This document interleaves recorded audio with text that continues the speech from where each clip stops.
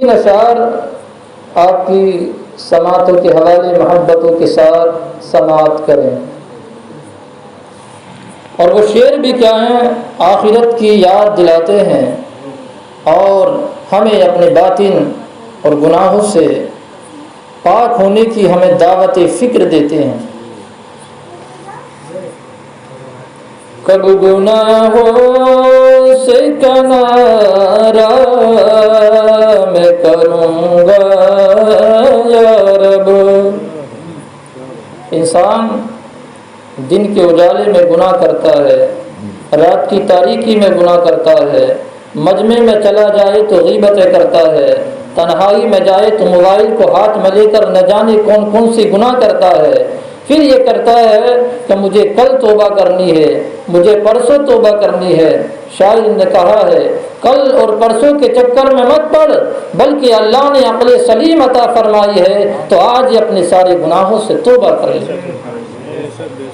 کب گناہوں سے کنارہ میں کروں گا یا رب، نیک کب میرے اللہ بنوں گا یا رب۔ قبر میں گر نہ محمد کے نظارے ہوں گے، آج ہم اپنے چہروں پر سنت رسول کو نہ سجائیں۔ وہ نماز جس کے تعلق سے میرے نبی نے ارشاد فرمایا اے میرے صحابہ نماز میری آنکھوں کی ٹھنڈک ہے، آج ہم مصطفیٰ کی آنکھوں کی ٹھنڈک کا اہتمام نہ کریں، اپنے چہروں پر سنت مصطفیٰ کو نہ سجائیں، تو بتلاؤ قبر میں مصطفیٰ نے منہ کو موڑ لیا تو وہاں ہمیں کون سکون اور آرام دینے کے لیے تشریف لائے۔ قبر میں گر نہ محمد کے نظارے ہوں گے، حشر تک کیسے میں پھر تنہا رہوں گا یا رب، حشر تک کیسے میں پھر تنہا رہوں گا یا رب۔ ڈنک مچھر کبھی مجھ سے تو سہا جاتا نہیں، آج مچھر لگنے لگے تو ہم ان کے بچنے کا انتظام کرتے ہیں، لیکن سنو قبر میں اس طرح کے مچھر یا اس طرح کے جانور نہیں ہوں گے، اونٹوں کے برابر سانپ اور بچھو ہوں گے، جو سانپ یا بچھو دنیا میں آنے کے بعد اگر ایک پھونک بھی دھرتی پر مار دے تو زمین سے سبزہ اگنا بند ہو جائے۔ ڈنک مچھر کبھی مجھ سے تو سہا جاتا نہیں، اور قبر میں بھی چھوکے ڈم کیسے سہوں گا یا رب۔ اور گر کفن پھاڑ کے سانپوں نے جمایا قبضہ، اعمال اگر صحیح نہیں ہوں گے تو وہاں بڑے بڑے سانپ آنے کے بعد ہمیں تکلیف دیں گے اور ہمارے جسموں کو کاٹنا اور نوچنا شروع کریں گے، وہاں ہمیں طاقت، ہمیں شہرت، ہمیں دولت کوئی بھی کام نہیں آ سکتی۔ گر کفن پھاڑ کے سانپوں نے جمایا قبضہ، ہائے بربادی کہاں جا کے چھپوں گا یا رب۔ درود پاک پڑھ لیں، اللہم صلی علی سیدنا و مولانا محمد وبارک وسلم، صلاۃ و سلام علیک یا رسول اللہ صلی اللہ تعالی علیہ وسلم۔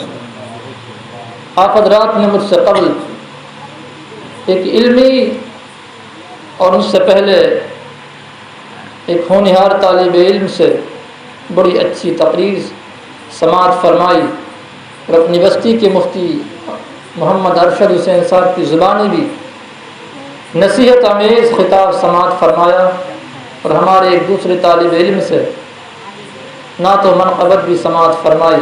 اللہ رب العالمین اس سارے ذکر خیر کو اپنی بارگاہ میں شرف قبولیت عطا فرمائے۔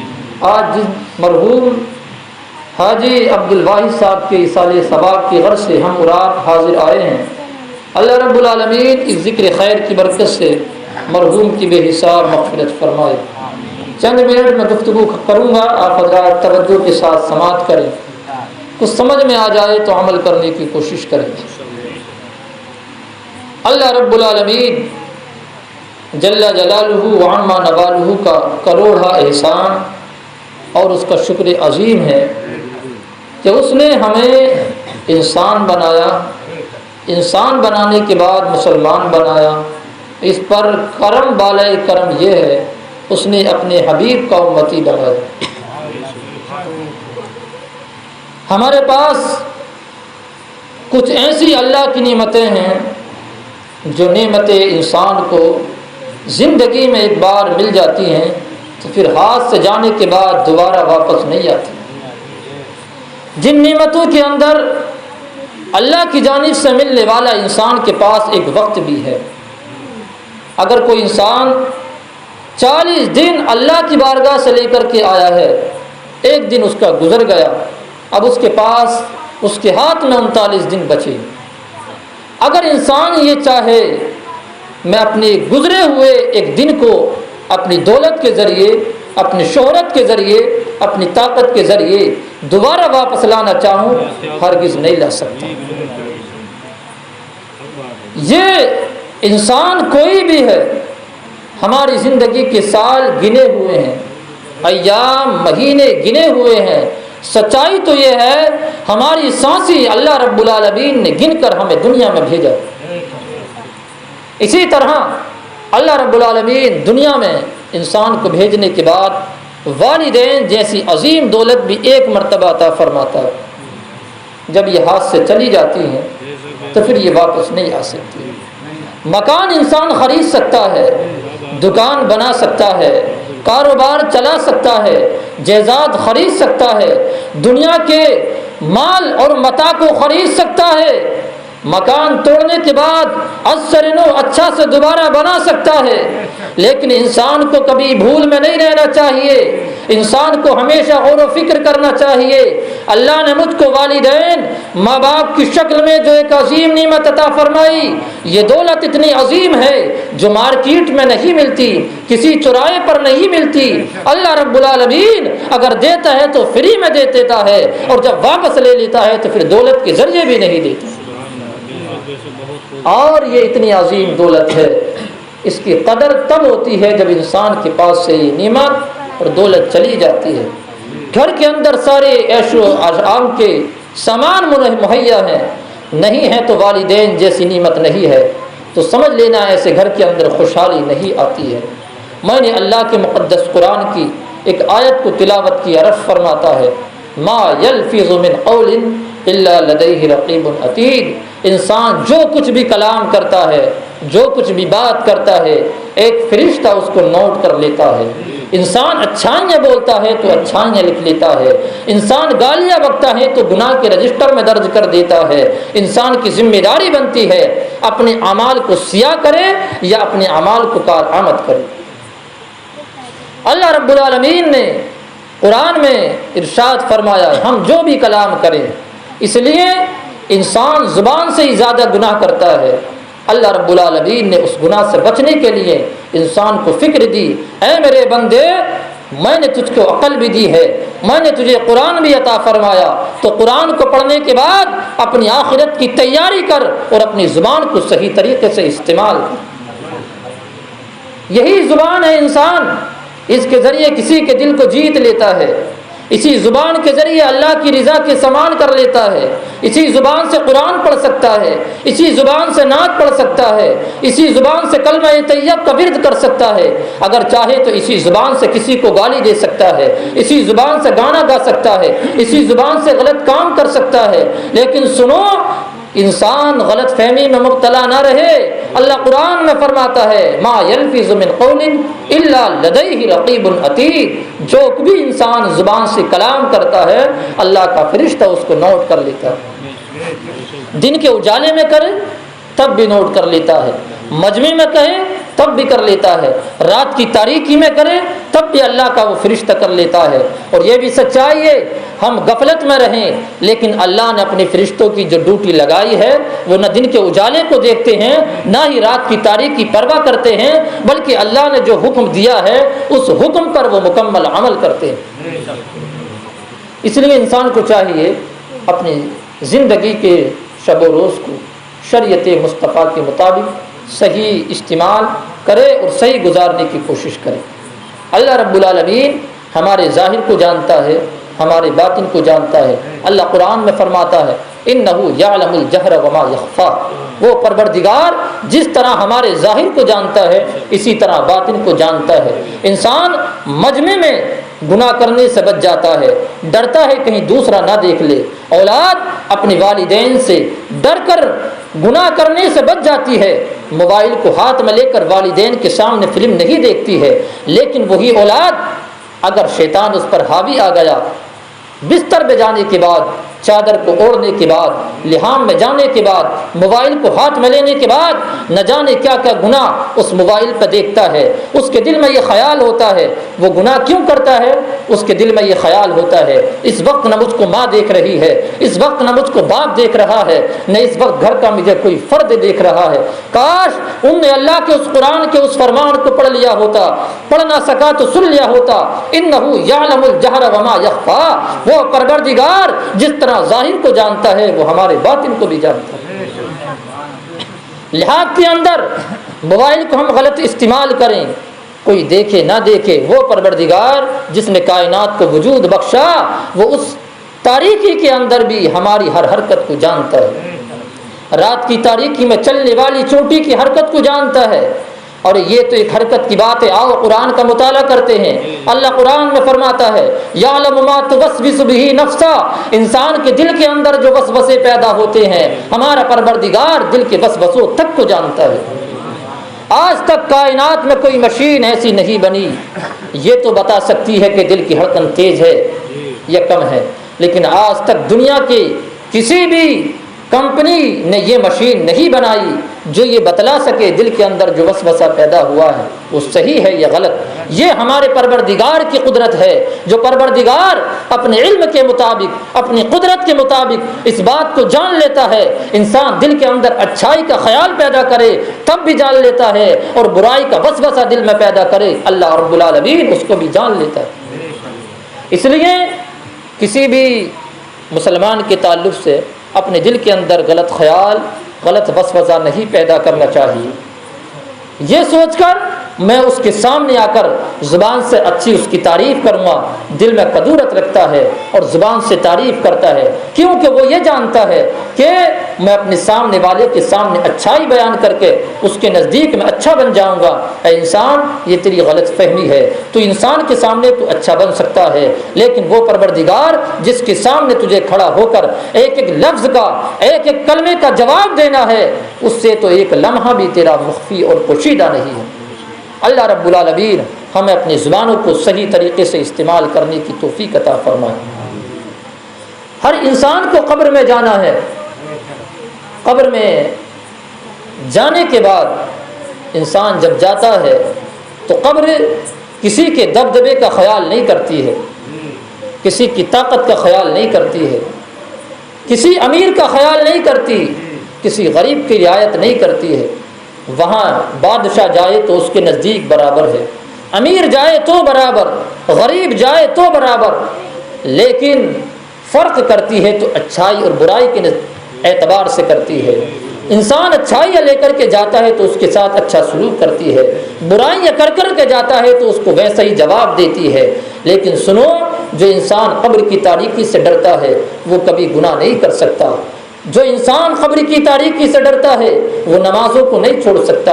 جو مسلمان قبر کی وحشت سے خوف آتا ہے وہ مسلمان کبھی بھی کسی کے ساتھ غلط رویہ اختیار نہیں کر سکتا۔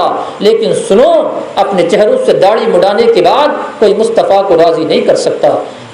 نمازوں کو قضا کرنے کے بعد نبی کو راضی نہیں کر سکتا، اور یہ بھی سچائی ہے جو نبی کو ناراض کر دیتا ہے، مصطفیٰ کو ناراض کر دیتا ہے، ایسے انسان کا قبر میں نہ کوئی ٹھکانہ ہے نہ کوئی حشر میں ٹھکانہ ہے۔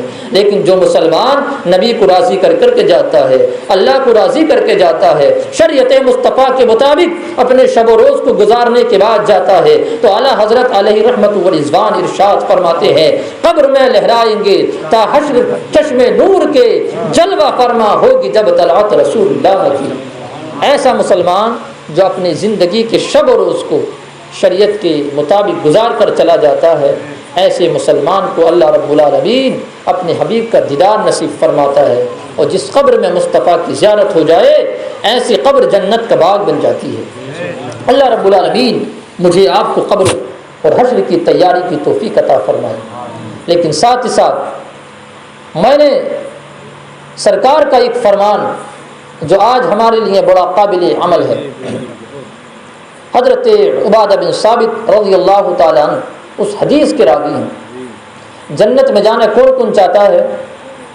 میں سمجھتا ہوں اگر سوال کیا جائے تو ایک بھی ایسا نہیں ہوگا جو یہ نہیں چاہتا کہ میں جنت میں نہیں جانا چاہتا ہوں۔ سبھی جنت میں جانا چاہتے ہیں۔ انسان کاروبار کے نسخے تلاش کرتا ہے، آئے دن ہمارے پاس بھی آتے رہتے ہیں، کاروبار نہیں چلتا، کوئی دم کر دیا جائے، نقش بنا دیا جائے، لیکن میری معلومات کے مطابق کوئی آ گیا ہو، ایک بھی ایسا نہیں آیا جس نے یہ معلوم کر لیا ہو، کوئی ایسا عمل بتلا دیا جائے، کوئی ایسا نسخہ بتلا دیا جائے جس عمل کو کرنے کے بعد، جس نسخے کو استعمال کرنے کے بعد میں جنت کا حقدار ہو جاؤں۔ اس کا مطلب یہ ہے ہمارے نزدیک سب کچھ دنیا ہے، ہمارے نزدیک سب کچھ دنیا کا عیش و آرام ہے۔ آؤ میں ایک ایسا نسخہ بتلاتا ہوں جو کسی دنیا دار کا عطا کردہ نہیں بلکہ مدینے کے تاجدار کا عطا کردہ ہے۔ میرے نبی نے ارشاد فرمایا، اے میرے صحابہ، میں تمہیں سے 6 چیزوں کا وعدہ لیتا ہوں، جو 6 چیزوں پر عمل کر لے میں اس کے لیے جنت کی بشارت دیتا ہوں۔ صرف 6 چیزیں۔ نمبر 1، جب بات کرو تو سچ بولو، جب بات کرو تو سچ بولو۔ نمبر 2، کسی سے وعدہ کرو تو پورا کرو۔ نمبر 3، آپ کے پاس کوئی امانت رکھ دے تو اس کی امانت کی خیانت مت کرنا بلکہ اس کی حفاظت کرنا۔ نمبر 3، اپنی شرمگاہ کی نمبر 4 اپنی شرمگاہ کی حفاظت کرنا اور اپنی نگاہوں کو نیچے کرنا۔ اس کے علاوہ سرکار نے آخر میں فرمایا کسی مسلمان پر ظلم نہ کرنا۔ 6 باتیں ایسی ہیں، ان 6 باتوں سے جو مسلمان مرد ہو یا عورت محفوظ ہو جائے تو یوں سمجھ لو کہ وہ 6 لاکھ گناہوں سے محفوظ ہو جائے۔ عام طور سے یہ جوامع الکلم سے سرکار کا یہ فرمان ہے۔ ان 6 باتوں کے ذریعے انسان گناہ میں زیادہ مبتلا ہوتا ہے۔ آج ہم بات بات پر جھوٹ بولتے ہیں، اس سے بچنے کی کوشش کریں، اور کسی سے وعدہ کریں تو پورا کریں، امانت میں خیانت نہ کریں، اور ایک خاص بات اپنی شرمگاہ کی حفاظت کریں، نگاہوں کو نیچے رکھیں اور کسی پر ظلم نہ کریں۔ سرکار کے فرمان کے مطابق جو مسلمان مرد ہو یا عورت، نبی نے ارشاد فرمایا، اے میرے صحابہ، میرے اس فرمان پر اگر تم عمل کر لو گے تو میں تمہیں دنیا کی دولت تو درکنار، میں محمد تم سے وعدہ فرماتا ہوں کہ میں تمہیں جنت کی بشارت دیتا ہوں۔ اور ہمارے نزدیک اگر ہمیں جنت مل جائے تو دنیا کی دولت کیا ہے، دنیا کی شہرت کیا ہے، دنیا کی طاقت کیا ہے؟ آخرت کی زندگی تو آخرت کی زندگی ہے۔ اللہ رب العالمین اگر جنت عطا فرما دے تو ہمارے لیے، ہر مسلمان کے لیے بڑی مقدر کی بات ہوتی ہے۔ لیکن نگاہوں کو نیچے کرنا آج کے دور میں یہ بھی ایک اپنے ہاتھ میں آگ رکھنے سے کم نہیں ہے۔ شرمگاہ کی حفاظت کرنا یہ بھی ایک جہاد کرنے اور آگ میں کودنے سے کم نہیں ہے۔ جس طرح گناہ زبان سے ہوتا ہے اسی طرح گناہ نگاہوں سے بھی ہوتا ہے۔ حجت الاسلام امام غزالی ارشاد فرماتے ہیں کل قیامت کے دن کچھ آنکھیں ایسی ہوں گی کہ جن آنکھوں میں پگھلا ہوا سیسا ڈالا جائے گا۔ وہ آنکھیں کون سی ہوں گی؟ وہ مرد بھی ہوں گے اور عورتیں بھی ہوں گی۔ مرد ہیں تو عورتوں کی طرف، عورتیں ہیں تو مردوں کی طرف، جنہوں نے شہوت کے ساتھ نگاہ کو دوڑایا ہوگا ایسی آنکھوں میں کل قیامت کے دن پگھلا ہوا سیسا ڈالا جائے گا۔ آنکھوں کا یہی زنا ہے کہ کسی کی طرف غلط نگاہ کو ڈال دیا جائے۔ آج ہمارا نوجوان چوراہے پر کھڑے ہونے کے بعد جو اپنی اوقات کو بھول جاتا ہے، اپنی بہن اور بیٹی کی عزت کو بھول جاتا ہے، غلط نگاہ اٹھانے کے بعد دوسرے کی دی بیٹی پر ڈالتا ہے، لیکن وہ اس خیال میں رہتا ہے میری اس اٹھنے والی غلط نگاہ کو کوئی نہیں دیکھ رہا۔ اے انسان، تو نے اللہ کے قرآن کو نہیں پڑھا۔ اللہ کا قرآن فرماتا ہے یعلم خائنۃ الاعین وما تخفی الصدور، ہمارا پروردگار ہماری آنکھوں کی خیانت کو جانتا ہے اور دل کے اندر چھپے ہوئے سارے رازوں کو جانتا ہے۔ ہم نے نگاہ کسی کی طرف اٹھائی، بہن سمجھ کر اٹھائی یا غلط طریقے سے اٹھائی، کوئی دیکھے نہ دیکھے، ہمارے خیال کو کوئی جانے نہ جانے، لیکن وہ پروردگار جانتا ہے جس نے مجھے پیدا کیا، پوری کائنات کو پیدا کیا۔ اس لیے اپنے بھائیوں سے، ماں اور بہنوں سے عرض کروں گا، سرکار کا یہی ایک فرمان ہمیں جنت میں لے جانے کے لیے کافی ہے۔ آخر میں سرکار نے ارشاد فرمایا، حضرت عبداللہ ابن مسعود رضی اللہ تعالیٰ عنہ حدیث کے راوی، نبی رحمت صلی اللہ علیہ وسلم سادہ زندگی گزارتے تھے، چٹائی پر آرام فرما رہے تھے۔ جب سو کر اٹھے، صاحب نے عرض کی یا رسول اللہ، ہمیں حکم دے دیتے، ہم آپ کے لیے بستر کا انتظام کر دیتے۔ میرے نبی نے ارشاد فرمایا، اے میرے صحابہ، دنیا میرے نزدیک ایک مسافر کی طرح ہے۔ سرکار دو عالم صلی اللہ علیہ وسلم نے ارشاد فرمایا، اے میرے صحابہ، میں دنیا میں آیا ایک مسافر کی طرح، اگر میں تم سے کہہ دیتا تو میرے لیے اچھا بستر کا انتظام کر دیتے، میرے لیے رہنے کا اچھا انتظام کر دیتے، لیکن میرے صحابہ ذرا توجہ سے سنو، میں دنیا میں آیا ہوں ایک مسافر کی طرح، اور میں چند دن کی زندگی گزارنے کے بعد مجھے قبر میں جانا ہے، اور قبر میں جانے کے بعد مجھے جنت کی نعم و نعمت سے لطف اندوز ہونا ہے۔ سرکار مدینہ صلی اللہ علیہ وسلم نے ارشاد فرمایا، اے میرے صحابہ، مجھے دنیا کے عیش و آرام کی ضرورت نہیں، بلکہ اللہ رب العالمین سے مجھے تو جنت کی ضرورت ہے۔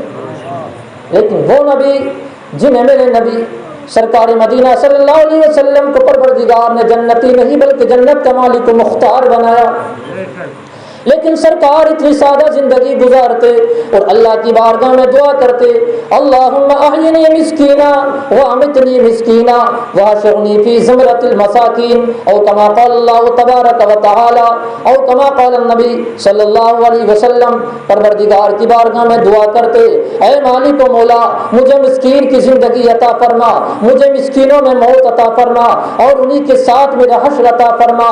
حضرت عائشہ رضی اللہ تعالی عنہا نے عرض کی، یا رسول اللہ، یہ دعا کرنے کی وجہ کیا ہے؟ اس وقت میرے نبی نے ارشاد فرمایا، اے عائشہ، میں غریبی کی زندگی کو اتنی پسند کرتا ہوں کہ کل قیامت کے دن اللہ رب العالمین غریبوں کو امیروں سے 40 سال پہلے جنت عطا فرمائے۔ سرکار اگر چاہتے تو اس کائنات کے زر کو، کائنات کی دولت کو اپنے قدموں میں ڈال دیتے، لیکن صبح قیامت تک ہر غریب کے دل کو سکون دینے کے لیے میرے نبی نے سادہ زندگی گزاری اور اس طریقے کے پیغامات کو جاری کر دیا تاکہ صبح قیامت تک میرا امتی میرا فرامین کو سننے کے بعد ان کے مطابق زندگی گزارے اور اپنی آخرت کی تیاری کر سکے۔ ساتھ ہی ساتھ ہمیں چاہیے کہ ہم آخرت کی تیاری کریں اور اسی کے ساتھ ساتھ ہم اچھی صحبت کو اختیار کریں۔ اچھی صحبت دنیا میں بھی کام آتی ہے اور آخرت میں بھی کام آئی ہے۔ اس کے تعلق سے امام عشق و محبت اعلی حضرت علی رحمت و رضوان ایک حکایت نقل فرماتے ہیں۔ حضرت میاں رحمۃ اللہ تعالی علیہ وہ روایت کرتے ہیں، ان کو فرماتے ہوئے اعلیٰ حضرت نے سنا کہ قبرستان وہ گئے تو ایک قبر کھل گئی، اس قبر کے اوپر کیا دیکھتے ہیں، اس قبر کے اندر ایک مردہ ہے جس کے اوپر 2 گلاب کے پھول ہیں، اور ایک پھول اس کے نتنوں پر ہے اور 2 پھول اس کے اوپر ہیں۔ خیال کیا یہاں پانی کی وجہ سے یہ قبر کھل گئی ہے، اس کو الگ دفن کیا جائے۔ وہاں سے منتقل کر کے دوسری جگہ قبر کو کھودا، جب وہاں دفن کیا گیا تو کیا دیکھتے ہیں، اب اسی مرحوم اور مردے کے اوپر 2 سانپ ہیں جو اس کی لاش کو نوچ رہے ہیں۔ اس کے بعد غیب سے آواز آئی، اے لوگوں، اس قبر کو وہاں پر جہاں سے لے کر کے آئے اس لاش کو وہاں پر دفن کر دو، اس لیے یہاں جو سانپ اس لاش کے اوپر نظر آ رہے ہیں وہاں یہ پھول تھے، اور یہ انسان بڑا گناہگار تھا، بڑا پاپی تھا، لیکن وہاں یہی سانپ گلاب کے پھولوں کی شکل میں تبدیل ہو گئے تھے۔ اس کی وجہ یہ تھی، اس کی قبر کے پاس میں ایک اللہ کے ولی کی قبر تھی، اللہ کے ولی کی قبر تھی، ان کی قربت کی وجہ سے اللہ رب العالمین نے اس کے اوپر آنے والے سانپوں کو گلاب کے پھولوں میں تبدیل کر دیا تھا۔ اس روایت اور حکایت کو نقل فرمانے کے بعد آپ فرماتے ہیں، اے لوگوں، اچھے لوگوں کی صحبت اختیار کرو، اس لیے کہ اچھے لوگوں کی صحبت تو قبر میں بھی کام آتی ہے اور انشاءاللہ دنیا میں بھی کام آتی ہے۔ ایک چھوٹی سی مثال ہے، 2 اینٹیں ہیں جس کو ایک ہی بھٹے پر بنایا گیا، ایک ہی کاریگر نے بنایا، ایک ہی نے اس کو تپایا اور اسی کو ایک لے کر کے آیا، ایک مکان یا ایک مسجد میں لے کر کے گیا۔ دونوں اینٹوں میں فرق کچھ نہیں ہے، بنانے والا دونوں کا ایک ہے، لانے والا دونوں کا ایک ہے، دونوں کو لگانے والا مستری ایک ہے، لیکن دونوں میں تھوڑا سا فرق ہے۔ ان 2 اینٹوں میں سے ایک کو تو استنجے خانے میں لگا دیا گیا، ایک کو مسجد کے صف میں لگا دیا گیا۔ اینٹیں وہی ہے، لانے والا وہی ایک ہی ہے، بنانے والا ایک ہی ہے، لگانے والا مستری ایک ہی ہے، لیکن نسبت بدل گئی ہے۔ جس کو مسجد کے صف میں لگا دیا اس کو اللہ نے وہ مقام دے دیا، اس کا وہ مقدر کر دیا کہ 5 وقت مصلی آنے کے بعد اپنی پیشانی کو جھکا کر اللہ کی تعریف و توصیف کرتا ہے، اور دوسری اینٹ کو استنجے خانے میں لگایا، وہاں آنے کے بعد ہر انسان اپنے چپلوں سے اس کو رونتا ہے۔ ایک مثال کو سامنے رکھ کر اندازہ لگا سکتے ہیں، جب نسبت اچھی ہوتی ہے اللہ رب العالمین دنیا میں بھی اس کو عزت عطا فرماتا ہے۔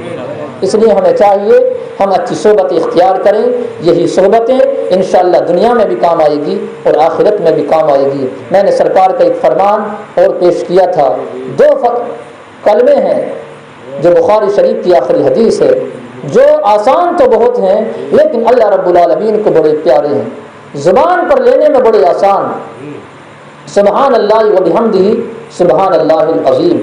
یہ اتنے آسان ہیں، یہ اتنے آسان ہیں، ہر مسلمان آسانی کے ساتھ ان کو لے سکتا ہے۔ ان کی فضیلت کیا ہے؟ دونوں کلموں کی فضیلت تو دور کی بات، آؤ بخاری شریف کی حدیث کے مطابق ایک کلمے کی فضیلت میں آپ کے سامنے پیش کرتا ہوں۔ سرکار نے ارشاد فرمایا، من قال سبحان اللہ فی یوم 100 الف مرہ حطت خطاياه وان كانت مثل زبد البحر او كما قال النبی صلی اللہ علیہ وسلم۔ سرکار نے ارشاد فرمایا، جو مسلمان ایک دن میں 100 مرتبہ سبحان اللہ کہہ دیتا ہے، اللہ رب العالمین اس کے سارے چھوٹے گناہوں کو معاف فرما دیتا ہے، اگرچہ اس کے گناہ سمندر کے جھاگوں کے برابر کیوں نہ ہو۔ اللہ رب العالمین مجھے اور آپ کو آخرت کی تیاری اور آخرت کی فکر کرنے کی توفیق عطا فرمائے۔ یہ مجالسیں صرف اس لیے ہوتی ہیں یہاں آنے کے بعد ہم پیغام لے کر کے جائیں، اپنی زندگیوں میں تبدیلی پیدا کریں اور اپنے بچوں کی زندگیوں میں تبدیلی پیدا کریں، دین کے سپاہی بچوں کو بنائیں، اسی میں ہماری دنیا بھی کامیاب ہے اور ہماری آخرت بھی کامیاب ہے۔ مرنے والے محترم جناب دودھی عبد الواحد صاحب، جو آج سے تقریباً 40 دن پہلے اس گھر میں رہتے تھے، ان کے مشورے کے بغیر کوئی کام نہیں ہوتا تھا، ان کے بیٹے ان سے مشورہ لیتے تھے، کبھی کبھی ایسا بھی ہوتا ہوگا ان کی مرضی کے مطابق ہی کھانا بھی بنتا ہوگا، بچوں کا لباس بھی ان کی مرضی کے مطابق بنتا ہوگا، لیکن آج سارے اختیار ختم ہو گئے، سارے مشورے ختم ہو گئے، سارے اختیارات پر پانی پھر گیا۔ جب تک انسان کے سینے میں جان رہتی ہے سب اپنے رہتے ہیں، اس کا مشورہ بھی چلتا ہے، اس کا حکم بھی چلتا ہے، اس کی طاقت بھی مانی جاتی ہے، لیکن جیسے انسان کے سانس نکل جاتا ہے اپنے بھی پرائے ہو جاتے ہیں، انسان کا ساتھ دینے کے لیے تیار نہیں ہوتے ہیں۔ یہی تو وجہ ہے حضرت سیدنا فضیل بن عیاض رضی اللہ تعالیٰ عنہ بیان فرماتے ہیں، کل قیامت کے دن ایک خاتون اپنے بیٹے سے ملے گی اور بیٹے سے کہے گی، اے بیٹا، میں وہی ماں ہوں جس نے 9 ماہ تک تجھے اپنے پیٹ میں رکھا، تیری غلاظتوں کو صاف کیا، اپنے جگر کا خون تجھ کو نوش فرمایا۔ اے بیٹا، میں تجھ سے ایک نیکی کی طلبگار ہوں، آج میرے نامہ اعمال میں ایک نیکی کی کمی ہے، تو وہ بیٹا جس کے لیے ماں نے رات کے آرام کو قربان کیا، سردی کی لمبی راتوں میں اگر وہ غلاظت کر دیتا تھا تو اس کی غلاظت پر خوش ہو کر اس کو اپنے سینے پر سلاتی تھی، اس کو 9 ماہ تک اپنے پیٹ میں اس کے بوجھ کو برداشت کیا۔ وہ بیٹا جواب دیتا ہے، اے والدہ، آج تو میں تجھ سے زیادہ محتاج ہوں، آج میں تجھے ایک نیکی نہیں دے سکتا۔ اندازہ کرو وہ بیٹا جس کے لیے ماں نے اپنے آرام کو قربان کیا، اپنی زندگی کے شب و روز کو اس کی محبت میں قربان کیا، اپنے آرام کو اس کے لیے قربان کیا، آج وہی بیٹا اپنی والدہ کو ایک نیکی دینے کے لیے تیار نہیں۔ تو جب بیٹا نہیں دے سکتا تو ہم دوسرے سے کیا امید رکھتے ہیں؟ اس لیے ہمیں چاہیے ہم خود ایسے کام کر کے چلے جائیں، کوئی ہمارے لیے نیک اعمال کرے نہ کرے، ہمیں اپنے اعمال پر بھروسہ ہونا چاہیے کہ مرنے کے بعد یہ ہمارے کام آئیں گے۔ ہم خود غور کریں، ہمارے عزیز جو دنیا سے چلے گئے، ہم ان کے لیے کتنا کچھ کرتے ہیں، کتنا قرآن پڑھتے ہیں، ان کے لیے کتنے صدقات و خیرات کرتے ہیں۔ جب ہم دوسرے کے لیے نہیں کرتے تو ہمیں بھی اپنے لیے دوسرے سے امید رکھنے کی ضرورت نہیں ہے۔ انسان جو دوسرے کی خیر خواہی کرتا ہے، اللہ رب العالمین غیب سے اس کی مدد فرماتا ہے۔ یہی تو وجہ ہے، اس کے لیے آپ حضرات جو صحابہ کرام رضوان اللہ تعالی علیہم اجمعین اور اللہ کے محبوب بندوں کی زندگی کو سامنے رکھیں، لیکن اللہ کی رحمت بھی بڑی عظیم ہے، اللہ کی رحمت پر ہمیں امید ہے، انشاءاللہ اللہ رب العالمین اپنے رحم و کرم سے ہر مسلمان کی بخشش فرمائے۔ حکیم الامت مفتی احمد یار خان نعیمی ایک چھوٹا سا واقعہ نقل فرماتے ہیں۔ 2 بھائی تھے، ایک تو بڑا پرہیزگار اور ایک بڑا گناہ گار۔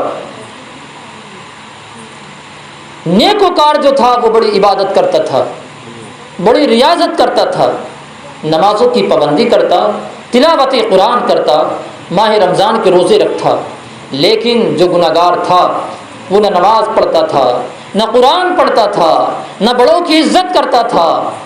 جب مرنے کا وقت آیا تو پرہیزگار نے کہا، اے میرے بھائی، میں نے تجھ سے کہا تھا، ساری زندگی اللہ کے حکم کے توڑنے میں تو نے گزار دی، کبھی تو نے نماز کو نہ ادا کیا، قرآن کی تلاوت تو نے نہ کی، رمضان کے روزے تو نے نہ رکھے، بڑوں کی احترام تو نے نہ کیا، بتلا اب تیرا حشر میں کیا ہوگا۔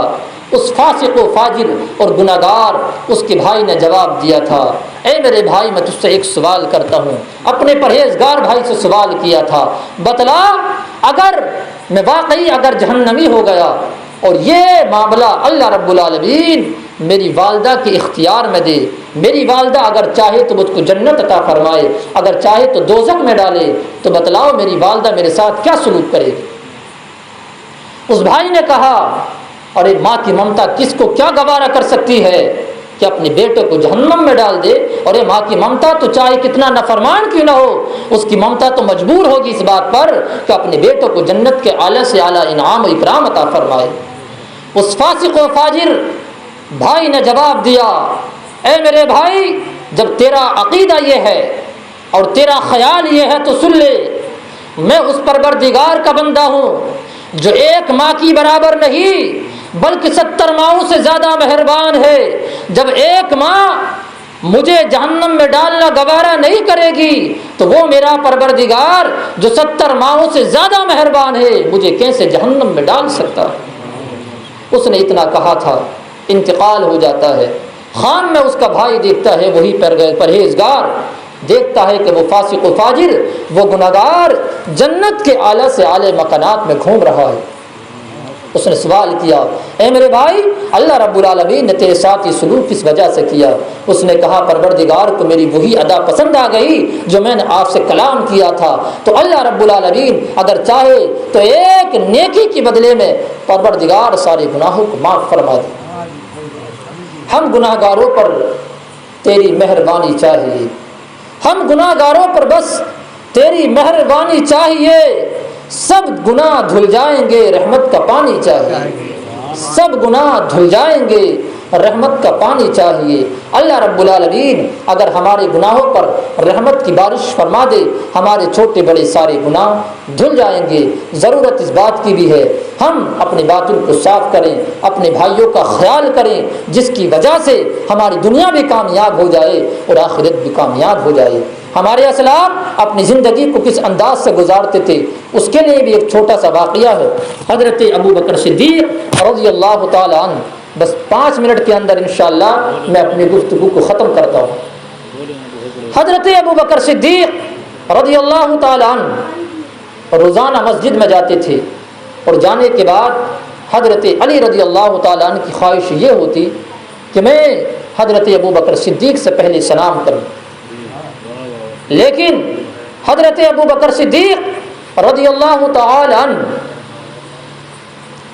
موقع نہیں دیتے تھے حضرت علی رضی اللہ تعالی عنہ کو۔ ایک مرتبہ ایسا ہوا آپ نے سلام نہیں کیا، حضرت علی رضی اللہ تعالی عنہ نے سلام تو کر لیا، اس کے بعد حضرت ابو بکر صدیق سے پوچھا اے ابو بکر صدیق، میں آج سے پہلے بارہا میں نے آپ کو پہلے سلام کرنے کی کوشش کی، لیکن آپ نے کبھی مجھے سلام کرنے میں پہل کرنے کا موقع نہیں دیا، آج کیا وجہ ہے کہ مجھے سلام کرنے کا پہلے اتفاق عطا کر دیا؟ آپ نے ارشاد فرمایا اے علی، میرا سویا ہوا تھا، خواب میں نے دیکھا میں جنت میں گھوم رہا ہوں، میں نے پوچھا مجھے کس وجہ سے انعام ملا، بتلایا گیا یہ اس عمل کی وجہ سے جو آپ سلام کرنے میں پہل کرتے ہو۔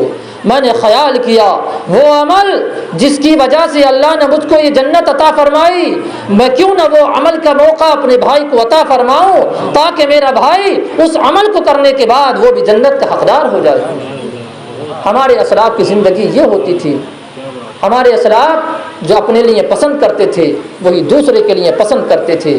جو میں نے اس سے پہلے اعلیٰ حضرت کے تعلق سے ایک حکایت عرض کی ہے، اچھی صحبت اختیار کیجئے، یہ دنیا میں بھی کام آئے گی اور آخرت میں بھی کام آئے گی، اور اپنے گریبان میں جھانکیے۔